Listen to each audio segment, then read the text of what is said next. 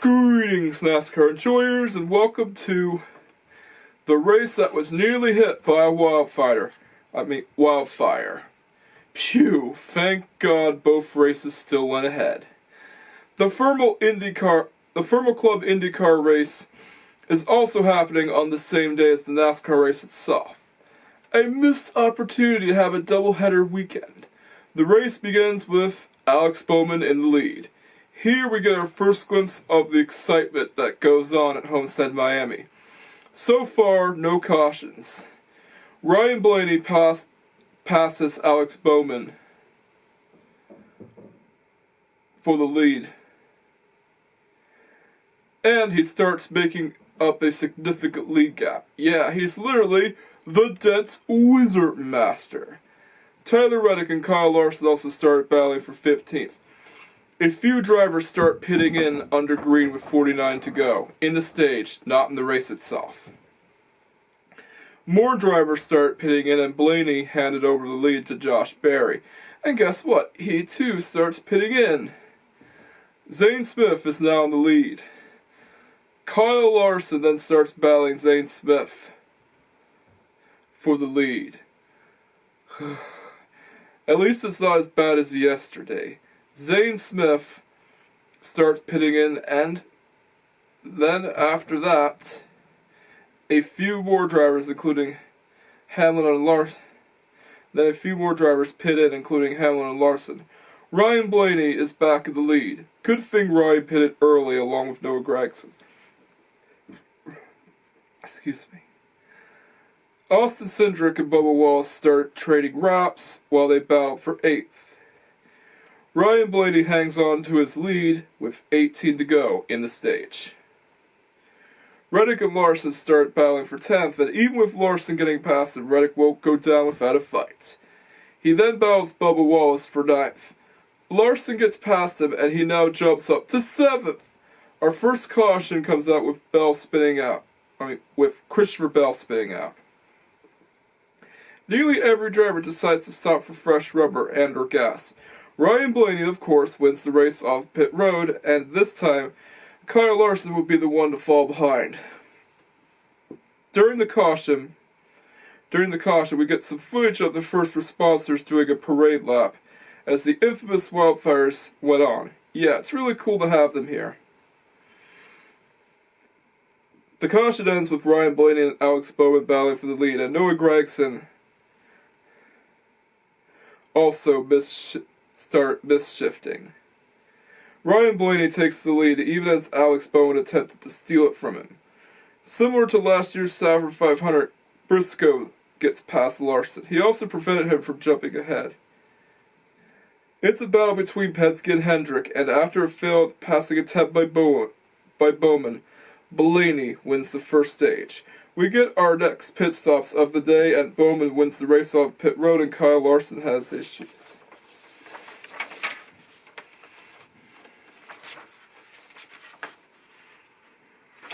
Three drivers take penalties for illegal stops. And yes, this is something that I have to explain. Yeah, like 2 Penske drivers had incidents. Yeah, and one of those drivers just so happened to be Joey Logano. Jeez, it was chaos, and even Josh Berry ended up in the chaos. Larson has to stop the pit road to get his car fixed whenever he goes down to pit road next time around.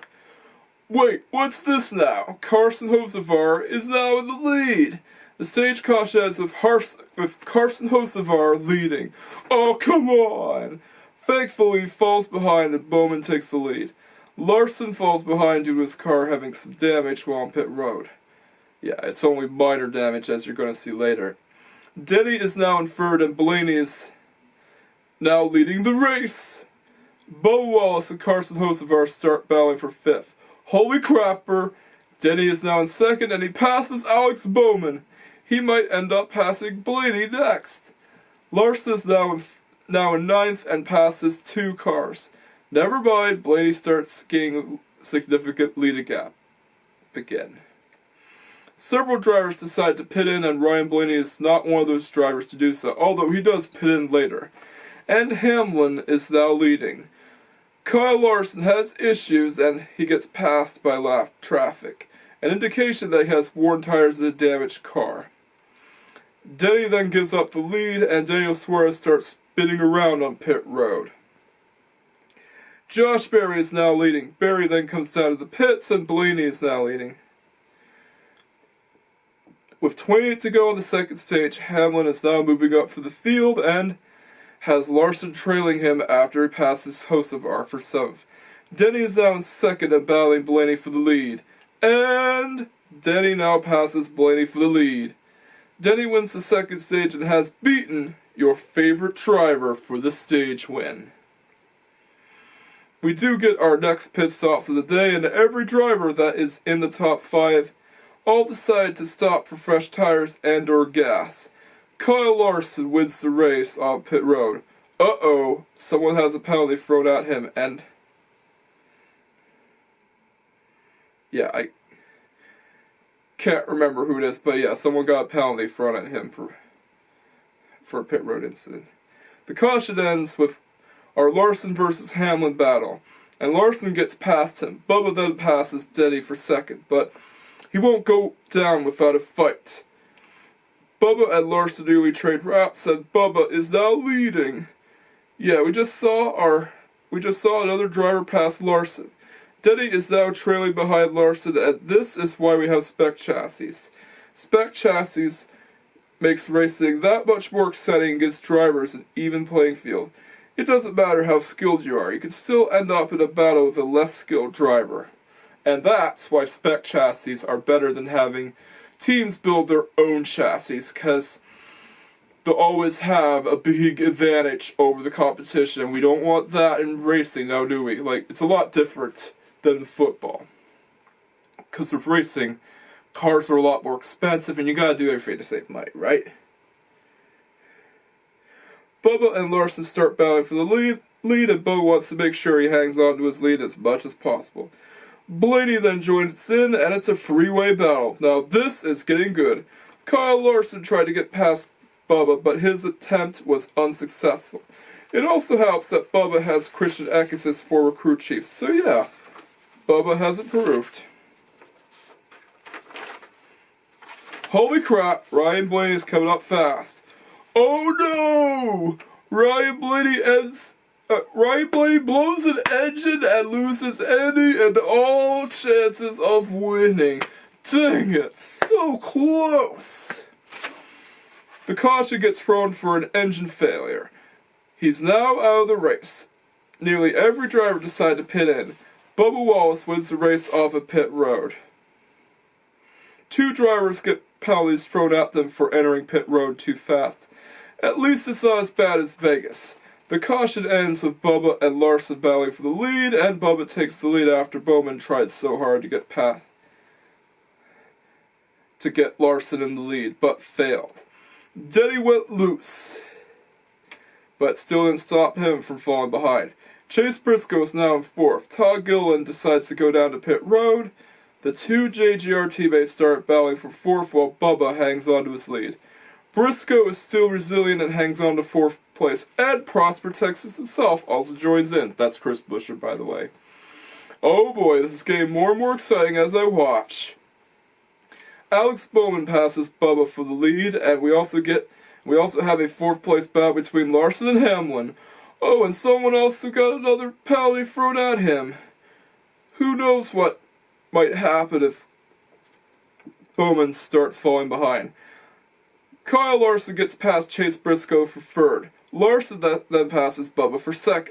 After Alex Bowman makes a mistake, Larson is now in the lead, and he takes a rather unsurprising win. Yay! As if I really needed to see him win again. Look, no offense to the Kyle Larson fans. Like, I'm sure he deserved that win, but it gets boring seeing him win all the time. Like, whenever he wins a race, you just want to fall asleep. Like, you just want to have a drinking game whenever he wins because, like, it's literally no big surprise. Having an underdog win is much better in my books because you actually get excited for that driver to win. That's why the Harrison Burton victory was so great. And it's why I usually favor that over any Kyle Larson win, because whenever you see Kyle Larson win, you just get sick of it, like seeing Max Verstappen win all the time. Yeah, it gets old rather quick. The race gets an 8 out of 10. I really wanted Bowman to win, but alas, that didn't happen as Larson robbed him of his victory. Still more highly rated than any Kyle Larson win that I've looked at. Especially the Kansas win where Chris Buescher got robbed of a win because of a margin. Yeah, I'm talking about last year's Kansas race. That's not part of the playoffs. I like the playoffs race better because it's a Ross Chastain win, and seeing Ross Chastain in victory lane is always awesome.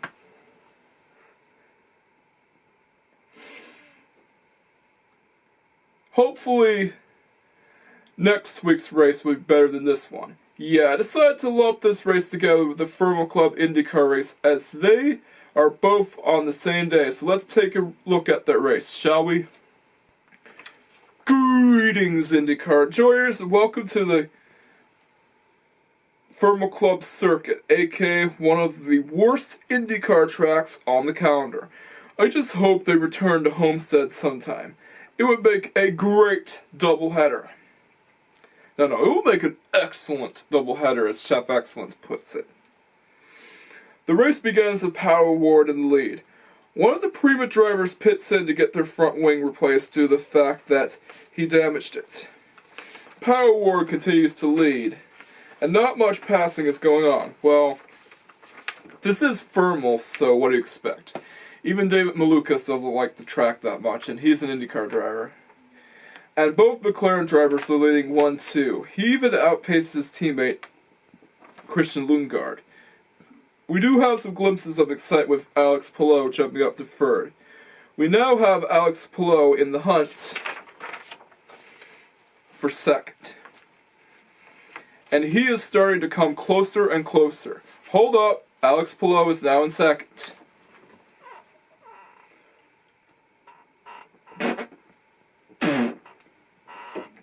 Yep, that came out of nowhere. There's just no stopping him. Well, unlike Kyle Larson, I actually like seeing Alex Palou win. Well, I know this is hypocritical, but seeing an Alex Palou victory is more exciting than fun than seeing a Kyle Larson victory. Because the Kyle Larson happens so much. It doesn't help that Kyle Larson won the 2021 championship and was really dominant. Like, he was like Max Verstappen levels of dominance. At least in IndyCar, Alex Palou does sometimes give other drivers a chance to win. So yeah, that's that. We get our first pit stops, and Felix Rosenqvist starts pitting in, and I do believe that Christian Lundgaard also pitted in. More drivers start pitting in, and Scott Dixon is one of them.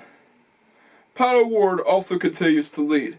Amazingly, Joseph Newgarden, who is usually known for being an excellent driver, is running in 22nd. Alexander Rossi and Colton Herta are running in 4th and 3rd, respectively. Graham Rahal is the next driver to pit in. Colton Herta then decides to pit in. Alex Palou is next to pit in. Marcus Ericsson then spins out, and we see a cloud of dirt as he drove right into the gravel trap. Rossi then started pitting in and gets fresh tires. Scott McLaughlin went into the pits, and he has issues down on pit road. Pato O Ward continues to lead. And he hasn't pitted yet. Looks like he's going for the Larson strat. Oh right, it's because he has racing hards instead of racing softs. Oh, and we have technical difficulties during the race. Just great. Yeah, technical difficulties during Thermal. Eventually, the race resumes and we don't miss out on much except for Pato O Ward continuing to hang on to his lead. Kyle Kirkwood is now in 4th. Alex Palou then presses the push to pass button and attempts to make a pass for 2nd, but that doesn't happen as we all know how hard it is to make a pass at Thermal. Seriously, why did IndyCar put this race on the calendar? It's not even a good track. Like, it's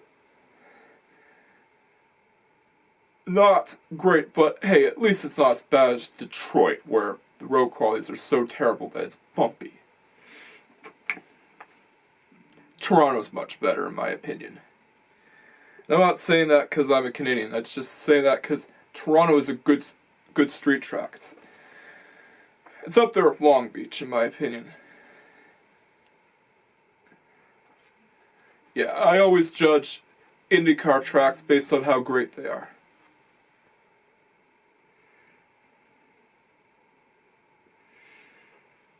The race went on really quickly as we are now on the 44th lap.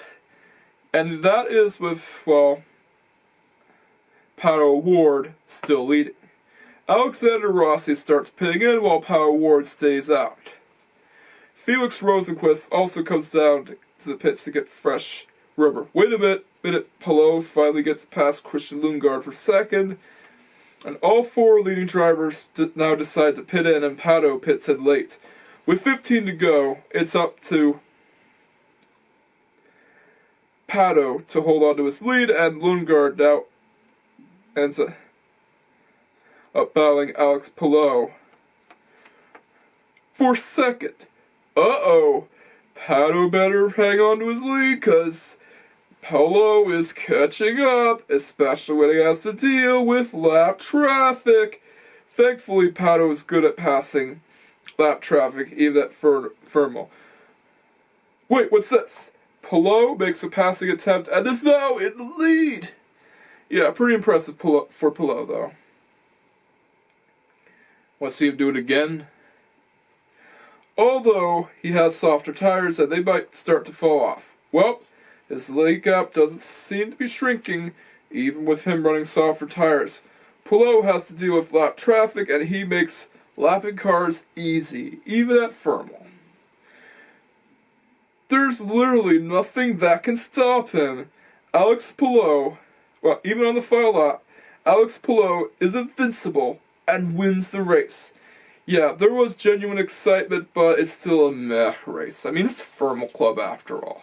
It's not going to be that great, but in my opinion, it's not the worst IndyCar track. I mean, it's not nearly as bad as Detroit. I mean, we should go back to Homestead, but it still gets a point for Alex Palou getting a back-to-back victory. He's destined to become the Max Verstappen of IndyCar. This race gets a 7 out of 10, and here's why. Thermal is just not a great track for IndyCar racing. And there are so many better tracks to go to, especially Homestead-Miami. And heck, why don't you just try to renovate Mobility Resort Motegi Oval? Like, that track hasn't even been run in years. Like, renovate that. Fix it up after the Tohoku earthquake happened. It would be a much better race than Thermal. I understand that would be so far because it's Japan, but it would still be a lot better than this race. But still, it was worth it for Alex Palou's win and the only lead change in the race. Yeah, there was only one lead change in the race. One lead change compared to the several lead changes that happened at St. Pete's. And that is literally no joke.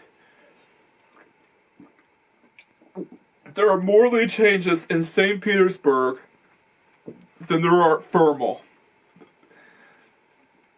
Yeah, like, I'm not kidding.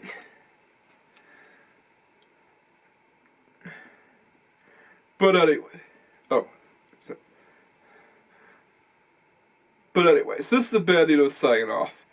Here's the link to last week's NASCAR race. Don't forget to like, comment, subscribe, just in case if you haven't already done so. Hopefully Long Beach will be a lot better than this race.